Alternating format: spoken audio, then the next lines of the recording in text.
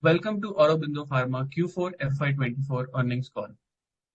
Please note that all participant line will be in listen-only mode, and there will be an opportunity for you to ask questions after the opening remarks. Please note that this conference is being recorded. I now hand the conference over to management for opening remarks. Thank you, Thank you, over to Vandit. you, sir. Thank you, Vandit. Good morning and a warm welcome to our fourth quarter FY24 earnings call. I am Srinivas Dange from the Investor Relations team. We hope you have received the Q4 FY24 financials and the press release that was sent out on Saturday. These are also available on our website. I would now like to introduce my senior management team on the call with us today, represented by Dr. Satakarni Makapati, CEO of Aurobindo Biosimilars, Vaccines and Peptide Businesses and Director, Aurobindo Pharma Ltd. Mr. Yugandhar Puvvala, CEO of Eugia Pharma Specialties Limited. Mr. Swami Iyer, CEO, Aurobindo Pharma US. Mr. V. Muralidharan, President, Europe Formulation Business, and Mr. S. Subramanian, CFO. We will begin the call with the summary highlights from the management, followed by an interactive Q&A session. Please note that some of the matters we will discuss today are forward-looking, including and without limitations, statements relating to the implementation of strategic actions and other affirmations on our future business development, and commercial performance. While these forward-looking statements exemplify our judgment and future expectations concerning the development of our business, a number of risks, uncertainties, and other important factors may cause actual developments and results to vary materially from our expectations. Aurobindo Pharma undertakes no obligation to publicly revise any forward-looking statements to reflecting future events or circumstances. With that, I will hand over the call to Mr. S. Subramanian for the highlights. Over to you, sir.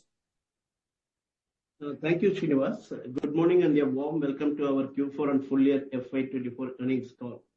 This has been a good year of performance across the businesses, mainly driven by volume gains, new product launches, our expansion into new growth markets, and stable pricing. The profitability of the company as well as improved significantly, backed by softening of raw material prices, favorable product and business mix, and improved operating efficiency with better capacity utilization. We had the highest ever sales and EBITDA for the quarter and the year.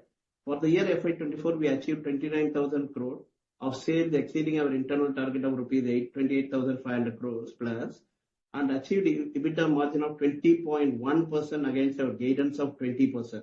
Now let me take you through the details of the results for the fourth quarter of FY24 and full year FY24 declared by the company. For the Q4, the company registered a revenue of 7,850 crores with an increase of 17% year-on-year. The EBITDA before Forex and other income grew by 68% year-on-year and by 5% quarter-on-quarter to rupees 1,687 crores. The EBITDA margin for the quarter was at 22.3% and against the 15.5% for the last year, same quarter. Net profit increased by 80% year-on-year and decreased by 3% quarter-on-quarter to rupees 909 crores. The quarter-on-quarter decline was mainly on account of the one-time exceptional loss of 122 crores. For the full year FY24, the company registered a revenue of 29,000 crores with an increase of 17% year-on-year, supported by growth across the businesses. The EBITDA before Forex and other income grew by 55% year-on-year to rupees 5,843 crores. EBITDA margin for the year was 20.1% against 15.1% of last year. Net profit increased by 65% year-on-year to rupees 3,173 crores.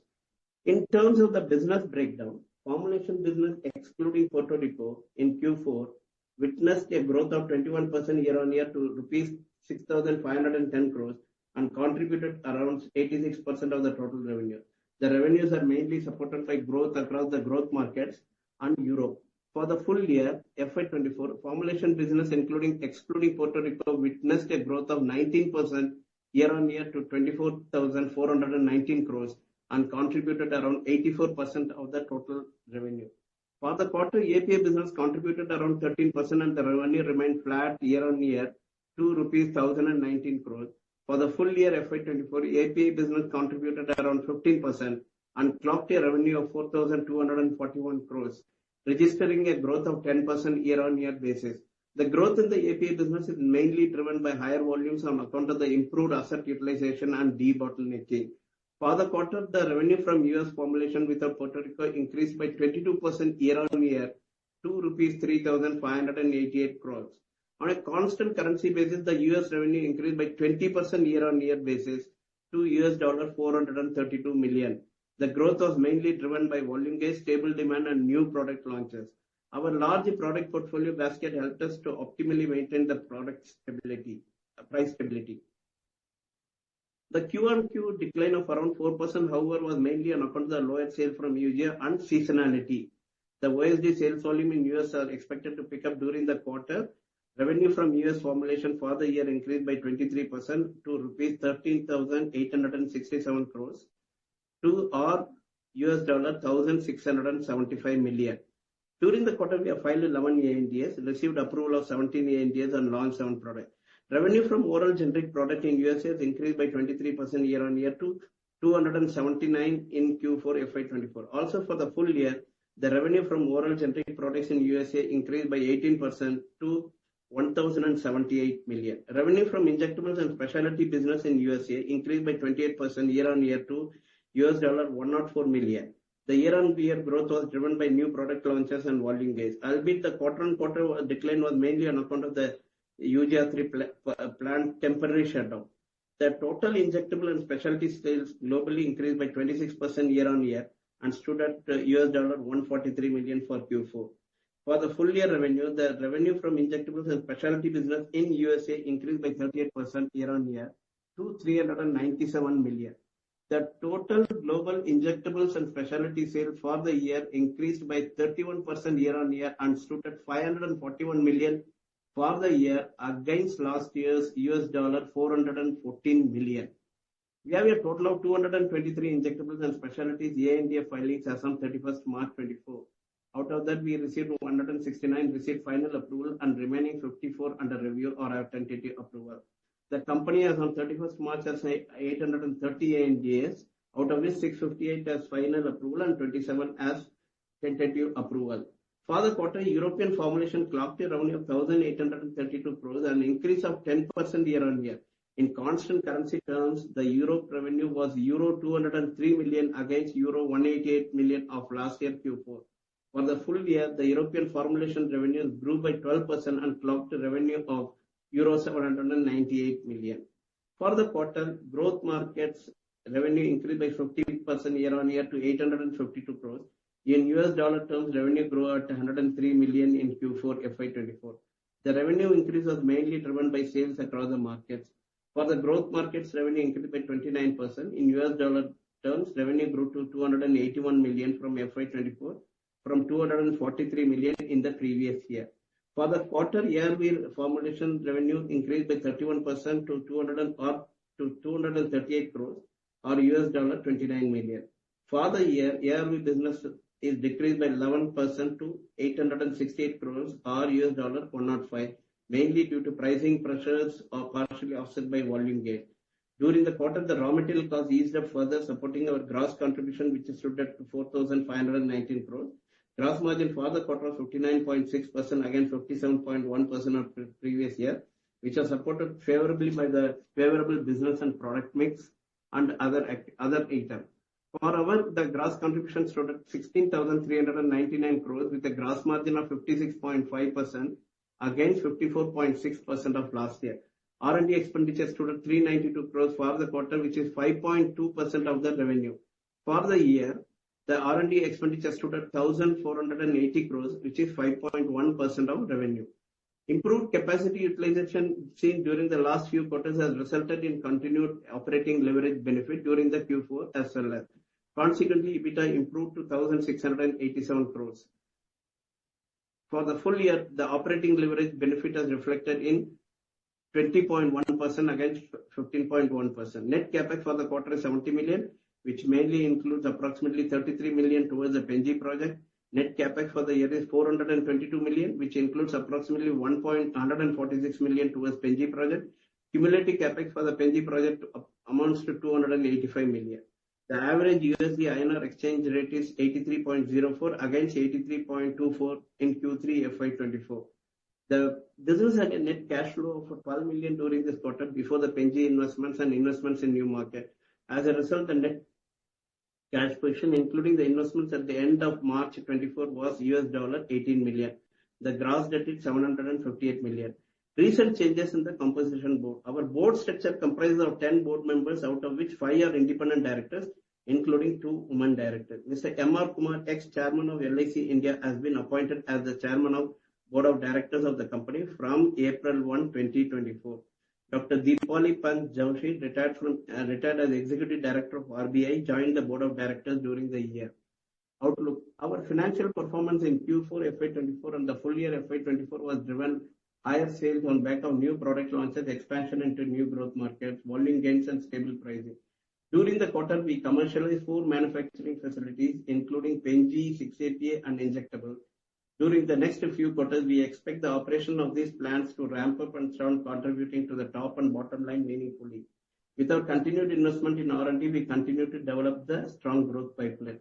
We are focusing on our key strategic priorities to enable a long-term growth. Our growth levers include backward integration to build resilient supply chain for key raw material, reflected in the recent commercialization of Pen G and 6-APA facility, expanding manufacturing footprint with capacity enhancement, debottlenecking the existing capacities and new facility creation. At present, we are manufacturing around 47 billion units of formulation. Expanding growth market present with our recent foray into the Indonesia market with acquisition of 17 brand. Long-term growth with the biosimilars. Our biosimilars and complex products progressing. The clinical trials are advancing. Mr. Satkani, CEO, will elaborate on that. Ensuring a well-diversified product portfolio reflected in 830 US ANDA file and continued focus on R&D investment. With the continued ramp-up of our recently added capacity, R&D efforts and focus on our strategic growth lever, we are confident of continuing our growth trajectory during the FY25 as well. We expect to achieve around a 21 to 22% of EBITDA margin target set internally for the year. This is all from my mind. Now our business leaders will give more clarity on any specific aspects in our Q&A session. We are happy to take your questions. Thank you.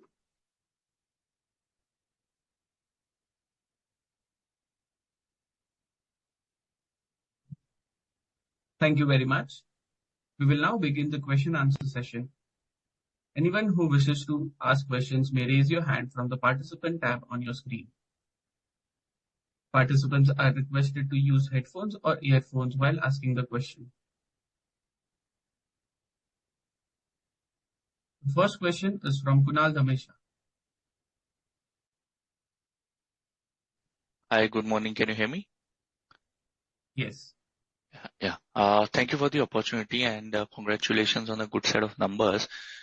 Just the first question on the growth outlook for the FY25.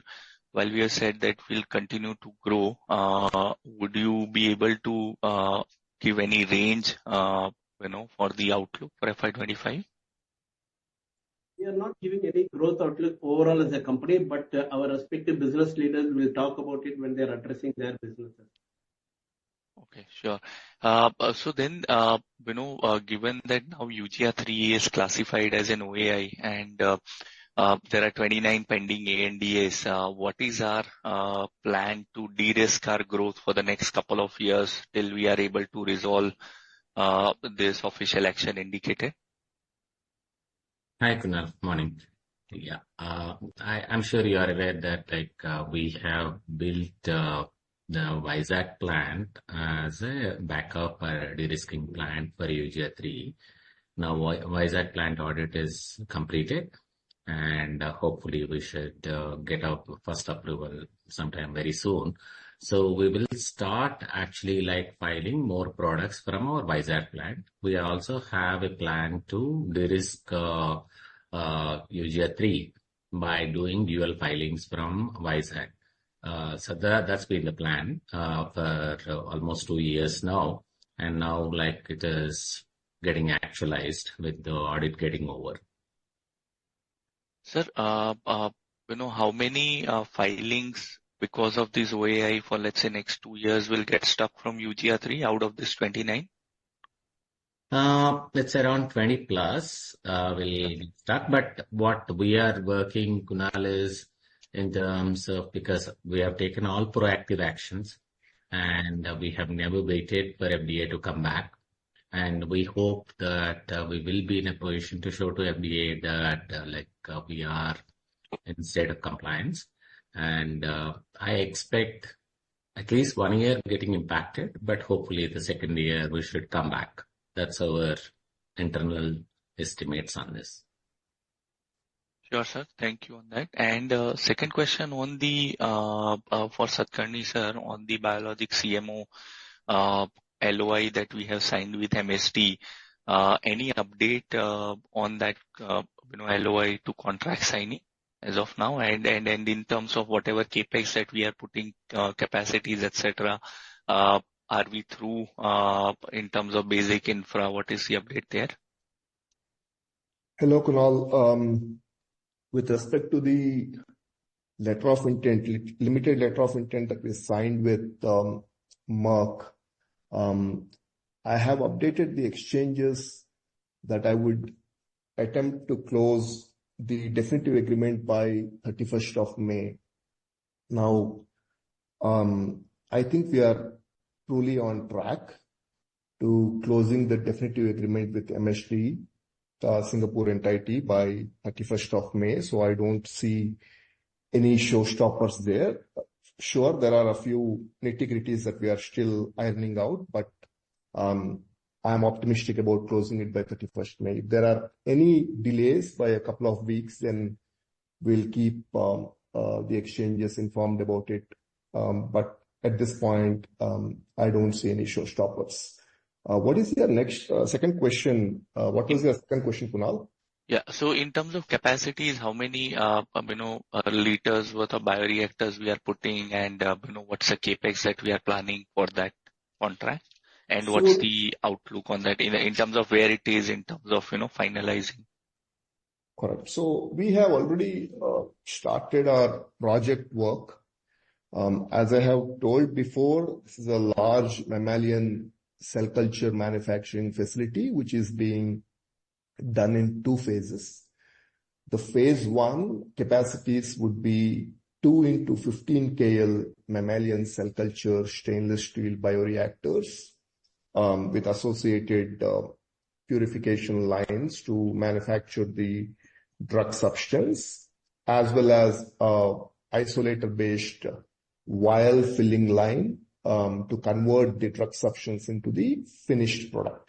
So this is an integrated CMO offering end-to-end services in manufacturing, both drug substance, drug product, and the QC release. The project is shaping well. If you remember the details about my limited letter of intent, we have capped ourselves to an exposure of around $24.5 million to the point where we sign the definitive agreement. In case for any reason, we don't sign the definitive agreement, we are covered for the 24.5 million. So right now we are well within that cap, and I think the deal is going through. So exciting times for us, and this is the update that I have on the project. It's going well. It's on time. It's already been 5 months that we started the civil work, and by 2026, the capacities will be aligned to and commissioned to start the water and engineering runs in the facility at Taranani. Perfect. Thank you and all the best, sir. Thank you. Thank you. The next question is from Damayanti Kerai. Hi, good morning. I hope I'm audible. Yes. Okay, thank you. So my first question is again on UGR 3. So as Dr. Yugandhar mentioned, the de-risking process is on, and dual filing is one of the process which you are taking. So just want to understand, out of the 29 ANDAs which are pending from the UGR 3 plant, have you filed any products from Vizag so far, or this process will start now? It will start now, Damayanti, because we, frankly, let me put it that other way around. Then all the new filings and some of the site transfer projects is what we are planning to do it in Vizag. But none of the existing filings, we have no plans of transferring the existing filings of UGR3 to Vizag. Okay. I hope that clarifies your question. So we are still confident that we will be in a position to resolve issues and we will secure approvals from UGR3. That's our internal confidence level at this point. Okay. And in terms of remediation, what kind of timeline you are anticipating? Say, like you already started when the FDA update came first, and you took obviously some precautionary measures, etc. So now, in terms of regulation, what are the plans? Say, like you'll be hiring third-party consultant, and what will be approximate timeline anticipated by your team within which you can resolve the FDA's queries satisfactorily? Damayanti, like as you are aware, we have taken the remediations even in the middle of the audit itself. In fact, when we voluntarily stopped the manufacturing, that was the first step, what we have taken. When we observed there are some deficiencies. So our remediation activity started immediately after the audit. So we are already into the 4th month of remediation. Okay, and we expect probably like it will go on for another 3-4 months. Post that, as and when the management feels confident that we have addressed all the concerns raised by the auditors, we will approach the FDA again. Got it, clear. And very broadly in terms of impact, in terms of sales, the 4th quarter number is broadly representative of what we may say for next few quarters while remediation is on, or like it could come down, say.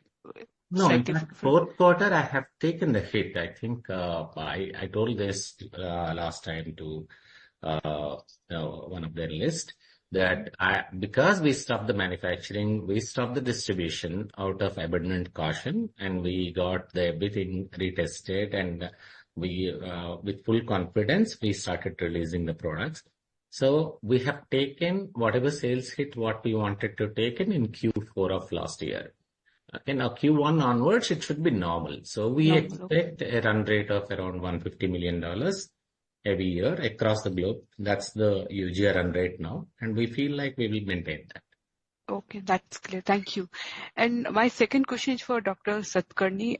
If you can update us on some of the key biologics project in terms of approval timeline, etc., and like when we should be seeing first product coming in market. Hello, Damayanti. So I would like to update the progress we are making in the biosimilars business with the recent trastuzumab marketing authorization we received in India. This is our first product authorization. We have promptly applied for a manufacturing license, which we expect to obtain very soon. So the plan is to manufacture the batches and launch the product in the second half of this year into the domestic market. As you know, this product, which is used in treating early and metastatic breast cancers that are HER2 positive, is also filed with the European Medicines Agency, and the review procedure has already started. We are getting slightly delayed with the US FDA filing for this product, as we could only complete a Type 4, a mandatory Type 4 pre-submission meeting with the FDA in May. So the Type 4 pre-submission meeting went really well. I believe we should be able to complete the US FDA filing also in the next three months. So I don't see any further showstoppers. If the procedure unfolds well with the European Medicines Agency without any glitches or without any additional data requirements, then I see a decision coming out somewhere towards the end of Q3 or early Q4 for this product. So this is about the first product. Then we have two more biosimilars, both in the oncology space, which were also filed with the European Medicines Agency. Again, the guidance on these two biosimilars will also be somewhere towards the end Q3 or early Q4 if the regulatory procedure unfolds without any procedural clock stops that require any remediations, etc., where I extend my clock stops and stuff, then we are expecting a Q3, Q4 approval for these products or otherwise. So that's about the three biosimilars which are filed. Now, with the other biosimilars, as you know, I have told in the last earnings call that we have advanced two immunology biosimilars, and also gave a press release last quarter, I think in February, I'm not sure, but February, I guess, that we are working on a biosimilar to Xolair, which successfully met its PK/PD endpoints in a 3-arm phase 1 study conducted in 165 healthy volunteers. The results are extremely encouraging. We met both the key parameters of PK and PD within the equivalence ranges that we expect. I think this product is now in phase 3 across multiple European countries and is progressing well to conclude the recruitment phase by September, October. So I expect to file this product both with the EMEA as well as the FDA sometime in Q2, Q3 of the next fiscal. Likewise, our denosumab biosimilar, which also I talked about in the last earnings call, I'm happy to state that we have completed the phase 3 recruitment across 40 sites in Europe for this product. So this is about 436 osteoporosis patients that we completed the recruitment for. The primary objective of this study is to compare efficacy of our biosimilar versus the originator's Prolia. And I hope that I would be able to submit this product also with the EMEA and FDA between Q2 and Q3 of the next fiscal year. Along with these two, there are two more products, an ophthalmic product and an oncology product in phase 3 for a long time now. The oncology product is inching towards the closure of recruitment. I hope to complete the recruitment by October this year, and the filing phase would be Q4 the next fiscal. The ophthalmic product will be delayed. The ophthalmic product, the recruitment rate is slow across Europe, so I would be able to probably hoping to file this product only in 26-27. So that's about the biosimilars products and what's happening with my 7 products in wave 1 and wave 2. Dr. Satakarni, that's very helpful. Thank you for your response. I'll get back in queue. Great, thanks. Thank you. The next question is from Neha Manpuria. Yeah, thanks for taking my question. My first question, Yugandhar sir, on Eugia or broader injectable, is it fair to assume that this will be a year of very little growth outside of, generic Revlimid for the injectable business? Because, even with Vizag, etc., your first approvals probably start coming through only in the second half of the year. Or, in your view, how should we look at growth of the business? Because the 150 million, per quarter that you mentioned is very similar to the number that you're doing, you've done the fourth quarter. You're right, Neha. In fact, it will be a year of muted growth. So we do expect a double-digit growth, but definitely not the way like we have grown from FY23 to FY24. And that was always the plan. Like this year, FY25 was supposed to be a year of a muted growth because there are no blockbuster product approvals expected in FY25 as per the original plan itself. So we expect things to be much better starting FY26 when oncology OSDs and other significant filings where the settlements have been done will come. So FY25 is going to be a muted growth. Understood. And, in terms of remediation, because we've been doing this for 4 months, in your view, what additionally does the FDA expect, Aurobindo Eugia to do on that facility, for which you think it will take another 3-4 months? If you could give us some color on that. No, in fact, the FDA never said anything. Okay. In fact, we have done whatever we have done it voluntarily based on the observations, and we expect to continue the same things which obviously there are some things which we would have completed in 2 months, some things which takes 4 months, some things which take 6 months. This is all absolutely voluntary. FDA never advised us what to be done, because when we received the letter OI, they didn't say anything. Okay, so like it is basically, I'm assuming that whatever we have committed as part of our response, they are fine with it. I have to complete it. That's all. Understood. And my second question is on the European business. We've been able to grow the European business base. Constant currency growth this time was around 80%. With the commissioning of, Vizag and also the China facility, how should we look at the growth trajectory for Europe in the next year? You're asking me, or like, should I ask? No. Sorry, I was asking this, any of the other management team. Yeah, Murali, like, would you like to? Yeah, good morning, and happy to answer this.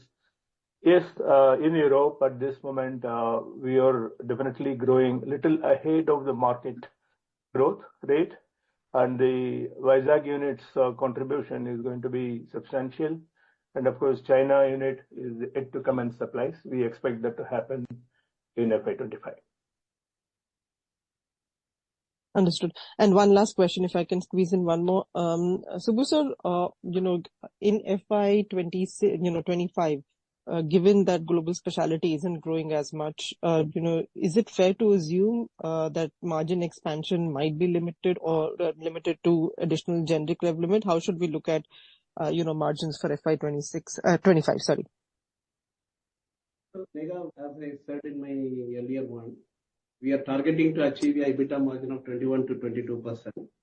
We are working on the ramping up of the Pen-G will be complete by September. So we will be able to give a better number in the month of November earnings call. Once we know what are all the issues and what is the sort of margins we are getting in the Pen-G process, in the Pen-G business, etc., we'll be able to tell. But we are very positive about the growth margin for this year as well as the EBITDA margin. Got it. Thank you so much, sir. Thank you. The next question is from Surya Patra. Yeah, thanks for the opportunity and congrats for the great set of numbers, sir. So my first question is on the, let's say, Pen-G. What are the kind of operation or utilization level that we have it's reached, or what is the kind of utilization that we are targeting in the for the current year? And have you really commercialized the things and have you seen any kind of price impact in the market for Pen-G? Surya, in terms of the last one, price of Pen-G is soaring around $25 per kg. Having said that, our consumption, our Indian consumption of Pen-G is not very big actually. It is only 50% only. What is more important is the conversion of the Pen-G into 6-APA, which has successfully done it. Yeah. And because that consumption is more, and that price remaining stable in the last 2 years, and it is in commensurate with the Pen-G prices now. Okay. Right? So it is there. In terms of the entire Pen-G business, we have taken a test batch in the month of March and come out well. And we have done one big batch, and it is also going well. And hopefully from June first week onwards, starting in the next 2 days, we'll be doing a little bit expanding the number of batches, etc. So the entire lot of batches at the same time running, all the fermenters will take place in the month of September. Because the fermentation is not an easy process, it's a very complicated process. And there are multiple issues we are coming across, and we have been resolving one by one, and we are able to succeed in the first major batch. And hopefully in another 2-3 days, we will come to know the outcome of that. Okay? Sure.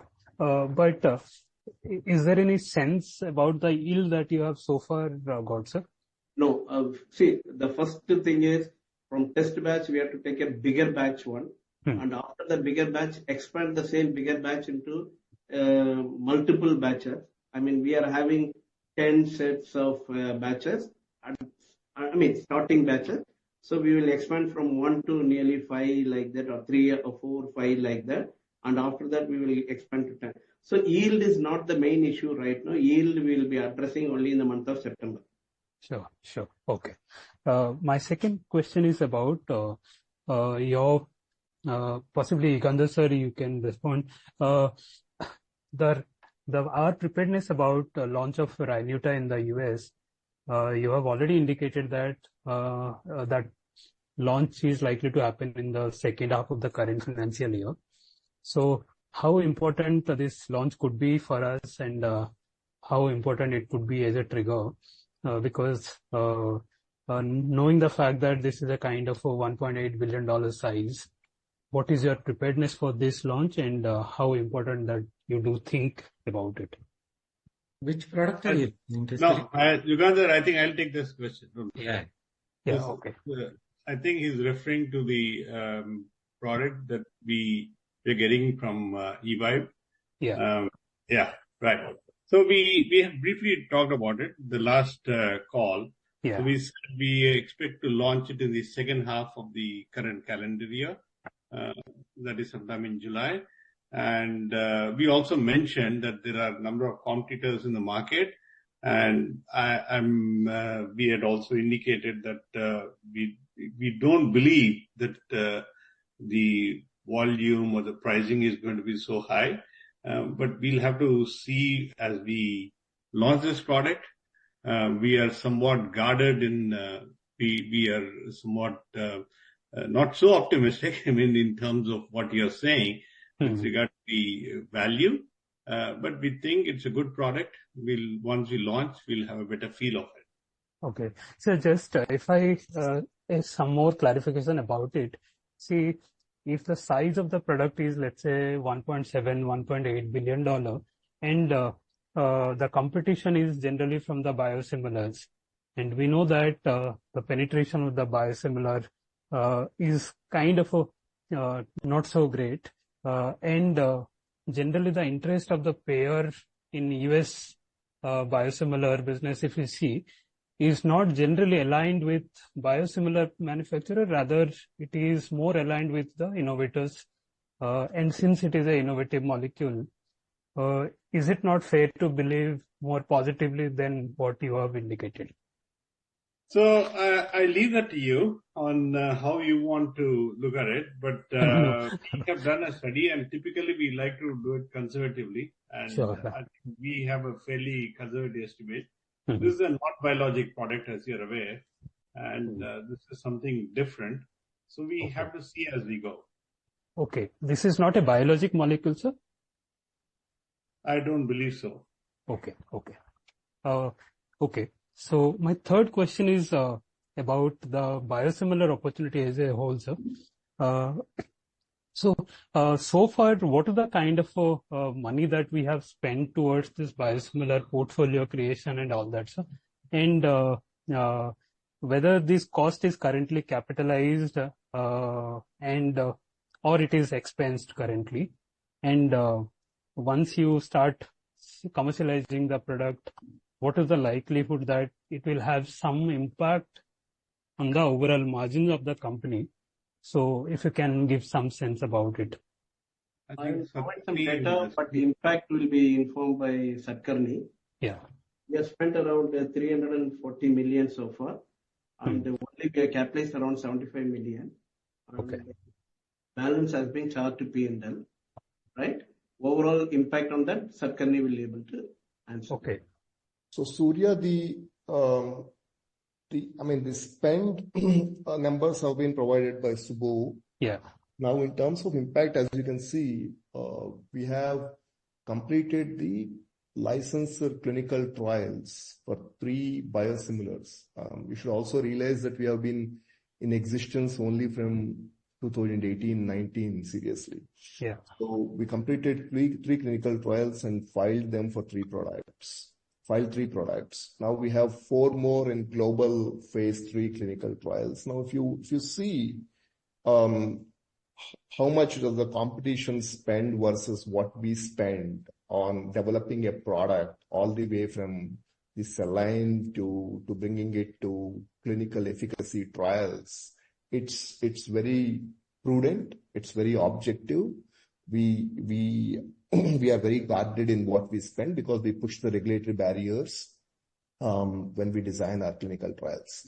Now, in terms of the impact, while I hate to put certain numbers against these products, there is a good opportunity with both wave 1 and wave 2 of the products if they get launched in Europe and if US also comes by. Especially, I am very optimistic about a product like omalizumab, where we will be probably one of the 4 companies to vie for the US and the European market. And it's a $4 billion product with probably 4 players in it by 26-27. So I expect a good revenue stream once the product gets into the European and the US market. So all these 7 products, while I hate to put any numbers against it, our business is sustainable. The cost of goods ensures that we have a margin base of around at least 60 to 80%, depending on which market we are. And to your question about how much will this increase the margin points of Aurobindo overall, there will be an impact depending on what share of the business that we get in. But biosimilars with a higher margin will definitely increase to a certain extent the margin base of Aurobindo as a whole. But I expect it to make substantial contributions from the year 29-30, the biosimilars business, to the overall Aurobindo margin base. Okay. Just last, sir, in fact, are you really worried about the fact that the progress of biosimilars for adalimumab, what we have seen in the US, looking at that scenario, are you worried about your pipeline or your entry into the US business with your pipeline? To be honest, no, because the biosimilars landscape, especially the market opportunity and the market landscape, is fast evolving. Adalimumab is a specific case that people would like to discuss, but I would like to look at the better growth stories that we have. For example, you look at the pegfilgrastim space, where a biosimilar player has taken at least $700 to $800 million of the revenues from the US market alone. So adalimumab is a curious case because it is a chronic segment product, which means that you need repeated doses of the product. And in chronic segment, I expect the markets to behave in a slightly disruptive manner, especially if someone comes in with a disruptive pricing strategy. But whether that will happen across all the products and primarily across products in oncology, I personally don't think so. Come what may, our business model has been built in a manner that we will be resilient with respect to any price disruptions that happen. For example, we are building our price model versus the Europe right now, where you are already seeing in the chronic segment a bleeding of around 85 and 80% from the innovator pricing. Even if there is such a price erosion, our products will be able to still sustain the margin of around 50 to 75% very easily, even if there is further price erosion. Only then we are developing the product and entering into the market. We hope to enter into the market. So, as much as you are very cautious about what's happening in the US, I am also watching that space closely. But I think biosimilars are required in the US, especially to reduce the healthcare burden, and the normalization will happen very soon. Adalimumab is a one-off case, and it might happen in the chronic segment where products like adalimumab are prescribed. But in oncology segment, I still think there will be very healthy margins in the US, not so much in the Europe. Sure, sir. Yeah. Thank you. Wish you all the best. Thank you. Surya, just to clarify, my apologies. It's a biologic. I'm sorry. I meant it's not a biosimilar, right? So this is something different. It's a biologic. So we are competing against a number of players who are there in the biosimilars. I would just add a point there to what Swami said, Surya. It is a biologic, but it's a biologic going against the filgrastims and the pegylated filgrastims. So that's the reason why Swami is conservative with his numbers. Once he gets a feel of the market, when he launches it, then he will tell you how the product is shaping up. I mean, it is as good as a guess that you have, that we have also in the US market with this product. Thank you. As we have a long queue of questions, I would request everyone to refrain to 2 questions per participants. The next question is from Shyam Srinivasan. Yeah, good morning. Thank you for taking my question. Just a quick housekeeping. The specialty and injectable revenue in the US, 104 million. Yugandhar sir, this had a 20 million hit, right? I'm just trying to get the number right in terms of what we stopped for Q4. That's right. Okay. And when you're now guiding for it to go back to, 150, I'm assuming whatever, 110 was the last quarter number. No, it's actually like it's a global number versus Shyam, it is a local US number. So the global number, what we expect is a global revenue of 150 million. Understood. US will continue to be in the range of 100 to 110. That's the range out of the 150. Understood. And do you expect a ramp up in Revlimid for next year? Fiscal 25, I meant. Fiscal 25, sorry. Yeah, depending on the settlement percentages, normally we do expect a slight improvement every year. Sure. Okay, that's helpful. Second question is on the gross margins. Subbu sir, I think has reached almost, if I round up, 60%. So this is a number we've not seen for some time. So just want to get the sense of what is sustainable, which are the cyclical elements in it, which will probably go away, maybe like whatever low raw material cost you called out earlier. What can sustain from a mix perspective? And when we do the 21 to 22 guidance from EBITDA margins, what are the things that could be below the gross margin lines that could be growing faster? Yeah. See, last year we did 20.1. Subbu sir, you're not audible. You're very feeble. Last year we did around 20.1%. So against that, when you are saying 21 to 22, one is the overall gross margin has improved considerably by about 2 to 3%, right? Mm-hmm. But in last quarter, this quarter, if you recollect, last quarter we had a big hit on account of the clawback tax, which we have explained to you, around 13 million we are taking a hit. Against that, that is around 122 crores, if I recollect, which has been given in the press release. Against that, we are around 35 to 40 crores only this quarter. So this is expected to continue. Why? Because the government has, France government has come with a clawback notification, which helps us to have a lower clawback tax this year. That is one thing. In terms of the raw material price, the prices have come down considerably in the last 4 quarters, and it is now remaining slightly lower to flat, right? I don't see a major improvement, decrease in the raw material prices. But what is more important is, as we said, the US business is doing well and they are continuing to ramp up, and which has helped us to drive the operating efficiency, which can help us to improve the overall EBITDA margin.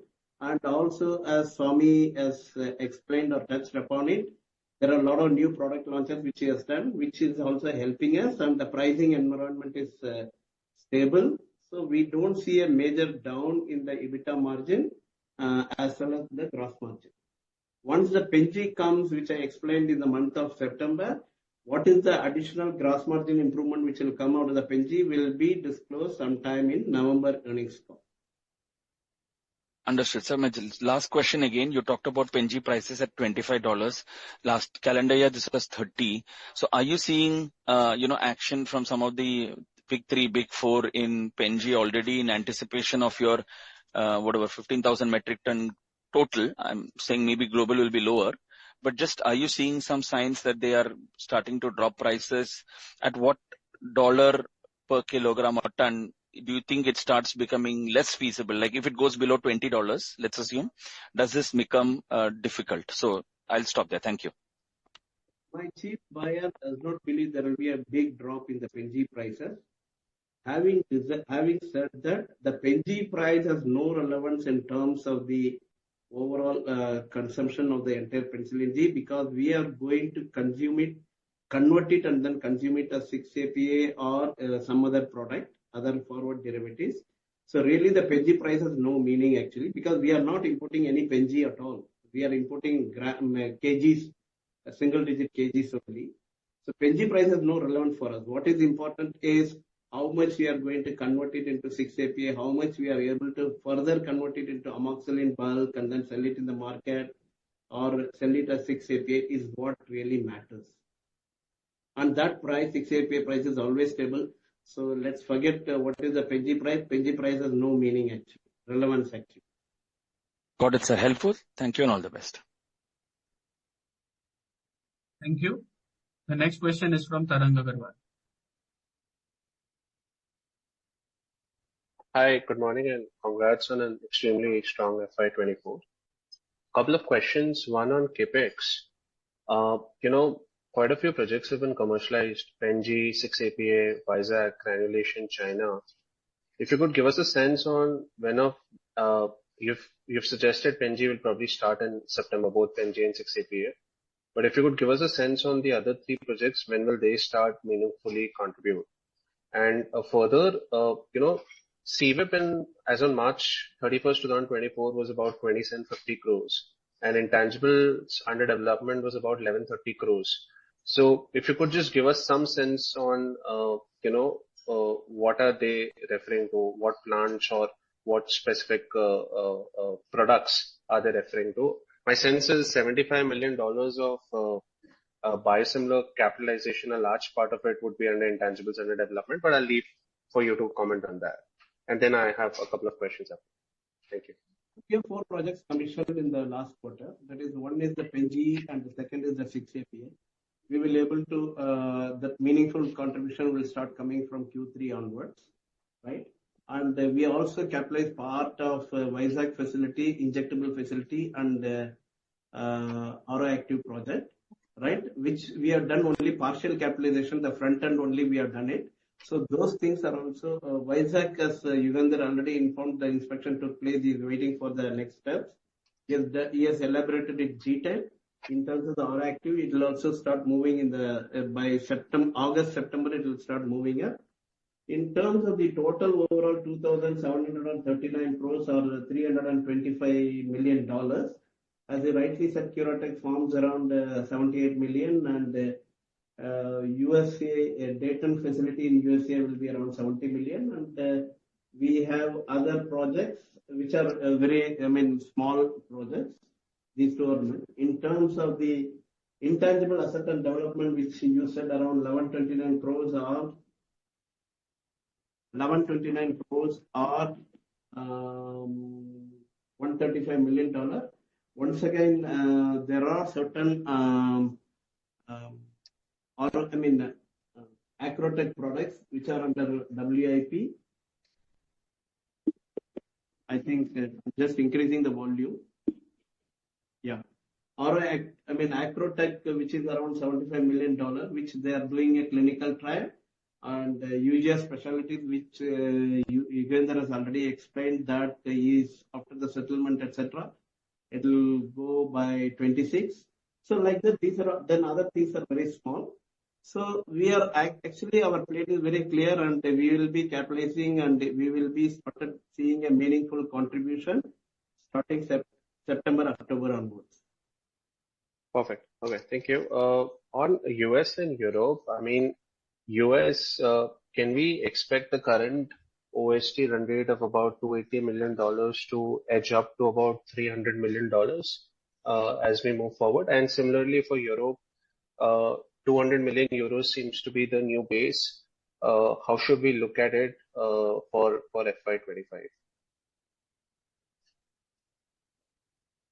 Subbu, you want me to take up the US? Yeah.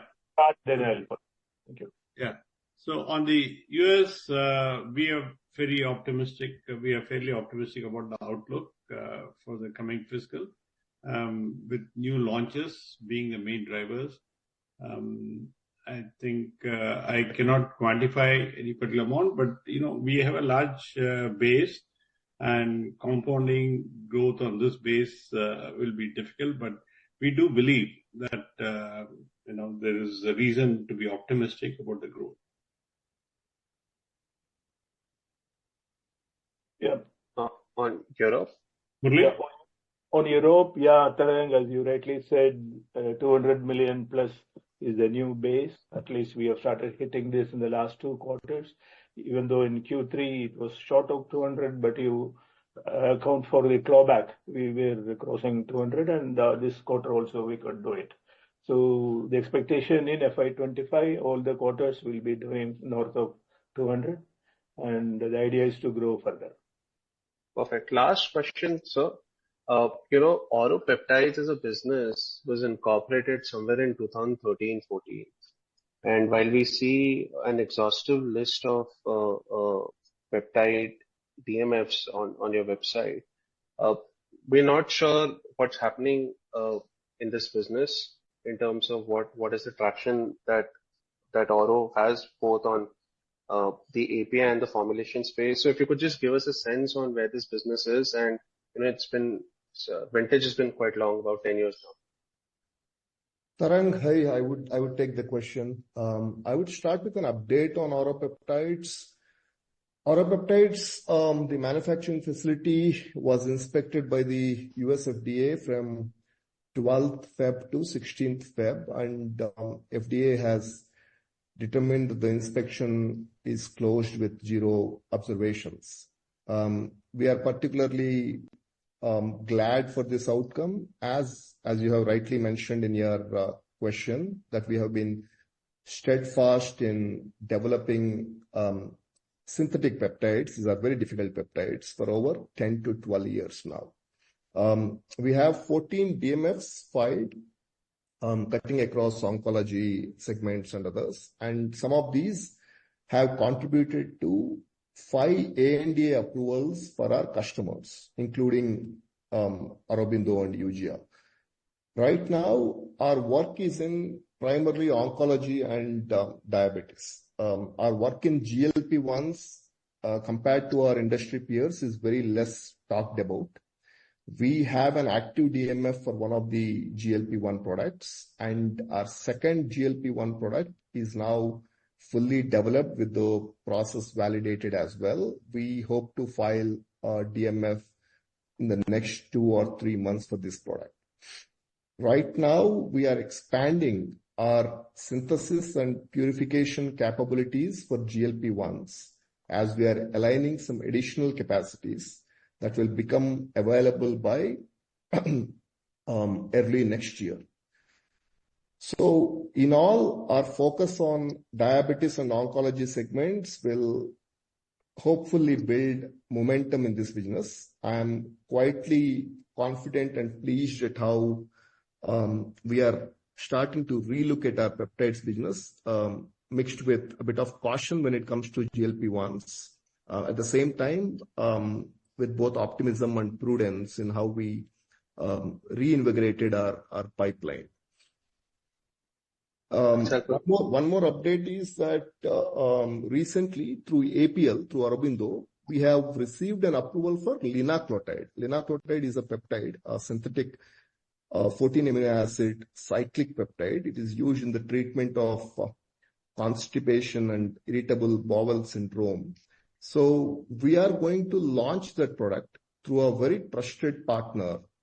This is a first-in-class peptide to be available for Indian population. Probably becomes the first launch in the next 3 or 4 months space. So you can see that we are shaping up the business. We are trying to do a few things there, and going forward, you will get constant updates on what we are doing in our peptides. Got it. Just last, in terms of accounting, the peptides revenues would be bunched up in the API business or would be bunched up elsewhere? Subbu, do you want to take that? Yeah. As on it, if the ANDA is in the name of Aurobindo, it will go into that. But we'll look into the possibility of putting it as part of the peptide. We'll do some work on that. Ideally, we like to go into peptide, but let's look into the issues beyond that. Okay. Thank you. Thank you. The next question is from Harith Ahmed. Hi, good morning. Thanks for the opportunity. On biosimilars, you touched on your filing plans for trastuzumab in the US. Can you share that again? I missed that. And for pegfilgrastim, how should we think about our US plans? Because as you mentioned, the market opportunity is quite significant, and it's been a while since we filed in Europe, but we haven't talked about any US filings till now. I think the part 2 of the question is very interesting, but I would address the trastuzumab one, which is easier. Trastuzumab, with the US FDA, we have completed a type 2 followed by a type 4 meeting. A type 4 meeting is considered to be the pre-submission meeting, where any differences or any additional data requirements from the FDA will be pronounced. We had a successful type 4 pre-submission meeting. Now, what does this mean? A successful type 4 pre-submission meeting means that we can go ahead and file the product. So I'm expecting to file the product and make some changes to the dossier as required by the FDA in the next 2 months and file the product. Probably by next quarter end, we should be filing this product with the FDA. And the procedure unfolds. The procedure would be anywhere between 9 to 12 months time. Now, with respect to pegfilgrastim, Harit, as you know, that we haven't done an extensive phase 1, phase 3 clinical trial for filgrastim or pegylated filgrastim.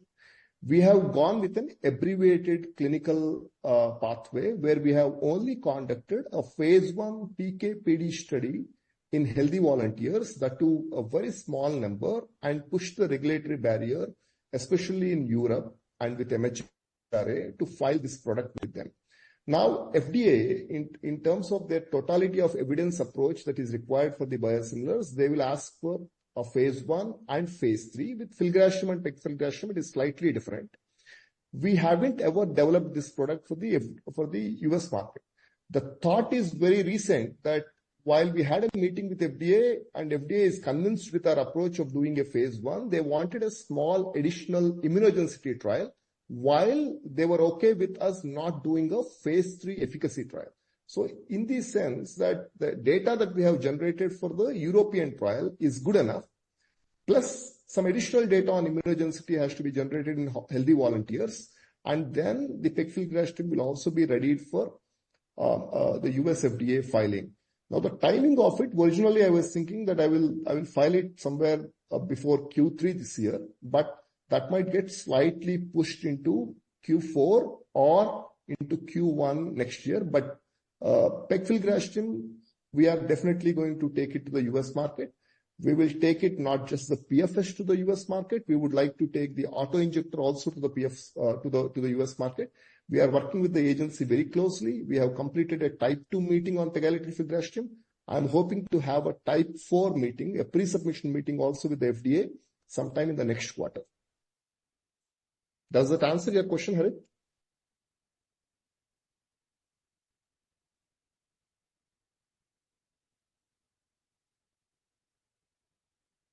He's on mute. He's on mute, I think. I think. Yeah. Sorry about that. So next one is on the significant capacities that we have. Because there are already 9:30. There are multiple people are there. I just want them already. It's beyond 9:30. Huh? Yeah. So last one. We'll have offline queries, etc. Okay, other people, let them get a chance. All right. I'll get back in the queue. Thanks. Thank you, Harit. Next question is from Nitin Agarwal. Hi, sir. Thanks for taking my question. So 2 quick ones. So what capex should we assume for F25? We are not planning to put any big capex because all the major capex have been done and then capitalized. So probably we must be having around sustenance capital and what will be the debottlenecking, etc. Must be around 200 million is what we are thinking. Yes, plus any market authorization, if it comes very lucrative, etc., we will do that. Okay, fine. Sir, on this inorganic, we've been acquiring about $100 million or thereabouts of assets as and when the market opportunities have been attractive. Yeah. I mean, is there a number that we have in mind to spend on buying out? No, it is not like that. If any opportunity comes only, we will look into that. We are not scouting for any market authorizations on our own. If it comes, we will look into it. Okay. And the last one, other growth markets did extremely well this quarter. This number which you've done in this quarter, $100 million plus, how should we think about it as a base should we look at it as a base now for the next year onwards? I think we have done well this quarter. Probably we must be doing something like 75, around 300 million is what we should be aiming for next year. Okay, sir. Thank you. Thank you. The next question is from Sangeeta. Hi, this is Andre, Sangeeta's partner. I had two questions on biosimilars. One was that, can you explain to me generally what are the trends in the US and Europe towards biosimilars, particularly when the competition is not a biosimilar? What are the advantages, etc., of a biosimilar that may be trending the market in favor of biosimilars? That was the first question. And the second question was that, could you give some more color as to when will the biosimilar opportunity be effectively monetized? What should our assumption be? Are we talking about F26 or F27 or calendar 27, 26? Could you give us some kind of idea on the timelines of when we can expect the biosimilar opportunity to be monetized? To answer your question one, to be very honest, I did not understand the question one in entirety, but I would try and answer that. A biosimilar is against an innovator product, an existing biological entity. Yeah. So I did not understand that because you have a biological entity which is already there and it goes off patent when you launch a biosimilar into the market. So does it answer your question, or do you want it to phrase it differently? No, my question was, what are the trends in the US that are favoring biosimilars, if any, in the US? Essentially, look, the biosimilars or the biologics pose a huge healthcare burden with the pricing and all. So not just the US, but all the developed countries across the world would like to have cost-effective alternatives to the biologics. And that's the reason why biosimilars find traction in these markets. Now, with the case of products like adalimumab, where the innovator also becomes very disruptive over a period of time because he had made his margins. And when the biosimilars come in, then there will be additional price rebates, etc. And to switch from a biologic to a biosimilar requires some interchangeability studies with the FDA, etc. That slows down the uptake of biosimilars. But right now, the trends have been encouraging. There are a lot of good companies which are doing well in the US with respect to biosimilars. So I expect with the next wave of patent cliff, more biosimilars will be in the market, especially across oncology and immunology segments. And the market continues to be favorable in terms of, the US market continues to be favorable in terms of the uptake of biosimilars. I see the regulatory guidelines also easing out a bit over the next 6 to 7 years that prompts more biosimilar players to come into the market. That's part one of the question. What is part two of your question? Part two was as to when do you expect to start monetizing the biosimilar opportunity? Rough timelines. The real opportunity for us in terms of the commercial space starts from the 1 quarter of this year possibly and from the next year. I would say you should wait for at least 2 to 4 years time frame, around 27, 28 would be the opportunity to monetize this. Subbu, do you want to add to that? Yeah, I think one is, as Satkani said, Q3, Q4 you'll do to the Indian market, and after that, probably that's a very small portion Indian market, but its major things are going to come from Europe and US, which is around 26, 27. Am I right, Satkani? That's right. Yeah. Okay. Thank you very much. Thank you. Thank you. As there are no further questions from the participants, I now hand the conference over to the management for closing comments. Thank you all for joining us on the call today. If you have any of your questions unanswered, please feel free to keep in touch with the investor relations team. The transcript of this call will be uploaded on our website www.aurobindo.com in due course. Thank you and have a great day. On behalf of Aurobindo Pharma, that concludes this conference. Thank you for joining us. You may now disconnect your lines and exit the webinar. Thank you.